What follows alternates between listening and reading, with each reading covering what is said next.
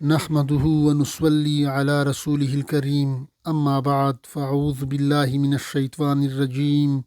بسم الله الرحمن الرحيم والذين اذا انفقوا لم يسرفوا ولم يقتروا وكان بين ذلك قواما والذين لا يدعون مع الله إلها آخر ولا يقتلون النفس التي حرم الله إلا بالحق ولا يزنون ومن يفعل ذلك يلقى أثاما يضاعف له العذاب يوم القيامة ويخلد فيه مهانا. ڈیئر آڈینس، السلام علیکم ورحمۃ اللہ وبرکاتہ. میں پروفیسر ڈاکٹر صفت اللہ خان یونیورسٹی آف مالاکنڈ سے تبلیغ القرآن کے سلسلے میں آپ سے مخاطب ہوں. ابھی میں نے سورہ فرقان پارہ 19 کی آیات نمبر 67 سے 69 تک یہ 3 آیات پڑھی. پچھلے درس میں ہم نے اسی آیت نمبر 63 سے ہم نے اس سورہ فرقان کی آیت پڑھی تھی. یہاں پر ان آیات میں عباد الرحمن کی صفات بیان کی گئی ہے. 8 صفات بیان کی گئی ہے ان کہ اللہ کے جو نیک بندے ہوتے ہیں اس کی زندگی کیسی ہوتی ہے، ان کی زندگی میں، دنیا کی زندگی میں صفات کیا ہوتی ہے، ان کی پہچان کا طریقہ کیا ہوتا ہے، ان کیا خوبیاں پائی جاتی ہے. تو پچھلے درس میں ہم نے پڑھا تھا کہ ایک صفت جو آیت نمبر 63 میں بیان کی گئی تھی کہ وہ زندگی میں، وہ دنیا میں عاجزی کے ساتھ چلتے پھرتے ہیں، یعنی اس کے گفتار میں، اس کے کردار میں عاجزی ہوتی ہے اور اس کے ہر عمل سے عاجزی ٹپکتی ہے، یعنی وہ تکبر بالکل نہیں کرتے. اور اس طرح وہ جب کوئی جاہل اس کے ساتھ مخاطب ہو تو یا ان کو جو کیا اس کو سے معذرت کرتے ہیں، ان کے ساتھ وہ الجھتے نہیں. اگر وہ نامناسب بات کرتے ہیں تو اس کے ساتھ الجھتے نہیں. یا اس کا یہ دوسرا مطلب یہ ہے خاطبہم الجاہلون قالوا سلاما، کہ اگر کوئی جاہل لوگ اس سے بات کرتے ہیں، کوئی دینی مسئلے کے بارے میں پوچھتے ہیں، تو وہ اس کا پورا یعنی پورا حق اس کو بیان کر کے سمجھاتے ہیں، یعنی اس حق کو پھر چھپاتے نہیں، پورا حق اس کو بیان کرتے ہیں، توحید پورا بیان کرتے ہیں، اس کو حق کو چھپاتے نہیں ہیں. اور یہ اگلی صفت پھر یہ بیان کی گئی تھی کہ وہ راتوں کو سجود و قیام میں بسر کرتے ہیں، یعنی وہ تہجد پڑھتے ہیں. اور اس کے بعد ابھی آج کی جو یہ اگلی صفت جو بیان کی گئی ہے، اور تیسری ہم نے صفت یہ بیان کی تھی آیت نمبر 65 میں، پھر کہ وہ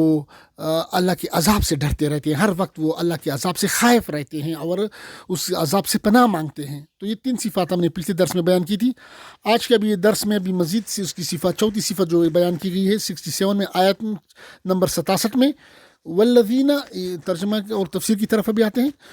آیت نمبر 67 کی، والذین اذا انفقوا، اور یہ لوگ جب خرچ کرتے ہیں،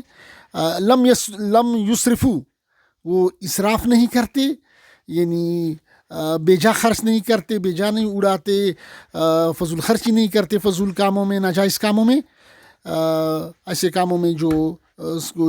جس کو شریعت نے منع کیا ہو، ایسے کام یعنی گناہ کے کاموں میں وہ خرچ نہیں کرتے. ولم یقتروا، اور نہ بخل کرتے ہیں، کنجوسی نہیں کرتے، بخل نہیں کرتے. لم یقتروا یعنی کنجوسی نہیں کرتے، بخل نہیں کرتے، یعنی جو نیک کام ہوتے ہیں پھر نیک کام کرنے میں وہ بخل سے کام نہیں لیتے، اس میں خرچ کرنے سے وہ پھر کنجوسی نہیں کرتے. وکان بین ذالک قواما، اور وہ لیتے ہیں درمیان میں وہ سیدھی راستہ، یعنی خرچ کرنے میں کہ اس کے بیچ ایک سیدھی گزران لیتے ہیں، یعنی اعتدال کا راستہ، میانہ روی کا راستہ اختیار کرتے ہیں. تو اس آیت میں مومن کی جو عباد الرحمن اللہ کے نیک بندوں کی یہ صفت بیان ہوئی ہے کہ وہ اس کے دنیاوی معاملات، خاص کر مال خرچ کرنے میں کی جو بات آتی ہے تو وہ مال کو خرچ کرنے میں نہ تو وہ اسراف سے کام لیتے ہیں اور نہ بخل، بلکہ اعتدال سے کام لیتے ہیں. تو یہاں پر تفاصیل ذکر کرتے ہیں کہ اسراف، ہر وہ کام اسراف ہے، چاہے آپ اس میں 1 روپیہ بھی خرچ کیوں نہ کریں، اگر وہ کام کیا ہو، ناجائز ہو، یعنی ناجائز کام میں کم سے کم اماؤنٹ بھی، کم سے کم رقم بھی خرچ کرنا بھی یہ اعتدال نہیں ہے بلکہ اسراف ہے. یعنی جن کاموں میں کو اللہ پاک نے منع کیا ہے اس کاموں میں، یعنی رسومات میں، شادی بیاہ میں ناجائز رسومات پر پیسے خرچ کرنا، چاہے آپ کم بھی خرچ کریں، یہ سارے اسراف کے زمرے میں آتے ہیں. یا اس طرح گناہ کے کام ہے، ڈول اور موسیقی کے پروگرام ہوں یا دوسرے گناہوں کے پروگراموں میں بدکاری یا فحاشی کے کوئی اس کے لیے ماحول پیدا کرنا یا اس کے لیے راستہ ہموار کرنے کے لیے جو ہے نا پیسے خرچ کرنا، بے پردگی کے لیے راستہ ہموار کرنا، اس کے لیے پروگرامات کرنا، تو یہ چیزیں اس میں معمولی رقم بھی خرچ کرنا اسراف کے زمرے میں آتا ہے. تو اللہ کے جو نیک بندے ہوتے ہیں وہ ان سے اپنے مال کو ایسے کاموں میں خرچ کرنے سے بچاتے ہیں، یعنی ایسے کاموں میں خرچ نہیں کرتے جن کاموں میں کو اللہ نے منع کیا ہے، جن کاموں پہ گناہ ہوتا ہے. ولم یکتر، اور اگر نیک کام کرنے میں ہو، نیک کام کرنے فی سبیل اللہ، اللہ کے راستے میں خرچ کرنا ہو، یا جو ہے نا غریب و محتاجوں کی مدد کرنا ہے، رفاع عامہ کے کام کرنا ہے تاکہ لوگوں کو اسے خیر پہنچ سکے، ایسا کام کرنا جسے لوگوں کو خیر پہنچ سکے، صدقہ جاریہ ہو، تو ایسے کاموں میں پھر وہ بخل سے کام یا کنجوسی سے کام نہیں لیتے. تو وہ اس کا طریقہ کار مومن کا، نیک بندوں کا کام اعتدال کا ہوتا ہے، یعنی وہ گناہ کے کاموں میں خرچ نہیں کرتے اور نیک کام کرنے میں اس میں خرچ کرنے میں اس بخل سے کام نہیں لیتے. تو اس کا کام اعتدال کا ہوتا ہے. خرچ کرنے، مال کے خرچ کرنے میں عباد الرحمن کی کا کام یا اس کی جو صفت ہے وہ اعتدال یا میان روی کا ہوتا ہے. اگلی آیت 68 میں والذین لا يدعون مع اللہ الہا آخر، والذین جو لا يدعون نہیں پکارتے، یعنی اس عباد الرحمن کی اگلی صفت، یعنی والذین وہ لوگ، لا نہیں، یدعون پکارنا، پکارتے نہیں، مع اللہ اللہ کے ساتھ، الہا آخر، الہ آخر دوسرا، یعنی دوسرے الہ کو، الہ ان سے کل میں ہم کہتے ہیں لا الہ الا اللہ، اللہ کے سوا کوئی الہ نہیں. الہ کے معنی حاجت روا، مشکل کشا، کارساز، برکت دہندہ وغیرہ. تو یہ اللہ کے سوا کسی دوسرے کو پکارتے نہیں، الہ سمجھ کر، حاجت روا سمجھ کر، مشکل کشا سمجھ کر، برکت دہندہ سمجھ کر، کہ کسی دوسرے اللہ کے علاوہ کسی دوسرے بندے کو، یعنی غیر اللہ کو پکارنا. یہ عباد الرحمن کی اگلی صفت یہ ہے کہ وہ غیر اللہ کو نہیں پکارتے، اللہ کے ساتھ کسی دوسرے کو شریک نہیں کرتے، اس کو مدد کے لیے نہیں پکارتے. وہ چاہے وہ کوئی ہو اللہ کے علاوہ کسی کو پکارنا، چاہے وہ نبی ہو، چاہے ولی ہو، چاہے پیر ہو، اس کو جو ہے نا اللہ کے سوا کسی اور کو حاجت روا ماننا، مشکل کشا ماننا، برکت دہندہ ماننا اور اس کو مدد کے لیے پکارنا، یہ کیا ہے؟ شرک ہے. تو یہ جو مومن جو لوگ ہوتے ہیں یہ شرک سے پاک ہوتے ہیں، کہ یعنی صرف اگر پکارتے ہیں تو صرف یا اللہ مدد کے لیے پکارتے ہیں، تو صرف اللہ کو پکارتے ہیں. برکت مانگنے کے لیے صرف اللہ کو پکارتے ہیں، کسی نبی کو یا کسی ولی کو یا کسی پیر کو یا کسی نیک بندے کو وہ نہیں پکارتے. پکار صرف وہ اللہ کے لیے کرتے ہیں، صرف یا اللہ مدد، یعنی اس کا جو نعرہ ہوتا ہے وہ یا اللہ مدد کا نعرہ ہوتا ہے، کسی دوسرے کو وہ مدد کے لیے نہیں پکارتے. تو یہ اس کا یہ صفت یہ ہے کہ وہ مومن کی صفت کہ وہ شرک نہیں کرتے، اللہ کے ساتھ کسی دوسرے کو نہیں پکارتے. اگلی صفت ولا یقتلون النفس، ولا یقتلون اور قتل نہیں کرتے، نفسا کسی نفس کو، التی حرم جس کو حرام کیا گیا ہے، جس کو منع کیا گیا ہے، یعنی خون نہیں کرتے کسی جان کا جو منع کر دی ہو اللہ نے، یعنی اللہ نے جس کا خون کرنا منع کیا ہے وہ خون نہیں کرتے، اس نفس کو خون نہیں کرتے، اس کا خون نہیں بہاتے. اگلی صفت اس کی یہ ہے، یعنی قتل ناحق نہیں کرتے. مومن کی اگلی صفت کہ وہ قتل ناحق نہیں کرتے. الا بالحق، مگر جہاں چاہیے، یعنی مگر جہاں اجازت ہو، شریعت نے جہاں اجازت دی ہوئی، مطلب ہے قصاص میں اجازت ہے، اس طرح قتال فی سبیل اللہ میں اجازت ہے، تو وہاں پر اجازت وہاں پر وہ پھر کرتے ہیں. لیکن اس کے علاوہ قتل ناحق وہ نہیں کرتے. مومن کی صفت یہ ہے. عباد الرحمن اللہ کے نیک بندوں کی اگلی صفت یہ کہ وہ قتل ناحق نہیں کرتے. اس کے بعد اگلی صفت ولا یزنون اور نہیں کرتے یزنون زنا، یعنی مطلب زنا کا کوئی بھی کام نہیں کرتے، بدکاری نہیں کرتے. بدکاری اس کی جتنی بھی کام ہے یا جتنی بھی بدکاری، زنا، بے حیائی، فحاشی یا اس کی جو راستے ہیں ان سب سے وہ اپنے دامن کو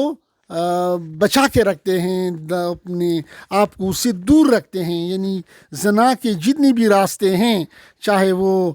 آنکھوں کا زنا ہو، چاہے وہ زنا ہو، زبان سے فحش باتیں کہنا ہو، یہ سب سے وہ کیا ہوتی ہے، یہ لوگ اللہ کے نیک بندے اسے اپنے آپ کو بچاتے ہیں. تو یہ اس کی اگلی صفت ہے کہ وہ فحاشی بدکاری سے بچاتے ہیں. یعنی اگر کوئی ایسی محفل ہو رہی ہو جہاں پر میوزک کنسرٹ ہو رہی ہو، میوزک کا پروگرام چل رہا ہے، یا کوئی اور ایسی جو گناہ کا کام چل رہا ہے، تو یہ لوگ جو ہے نا اس سے میں شرکت نہیں کرتے، اسے اپنے آپ کو اپنے دامن کو بچاتے ہیں،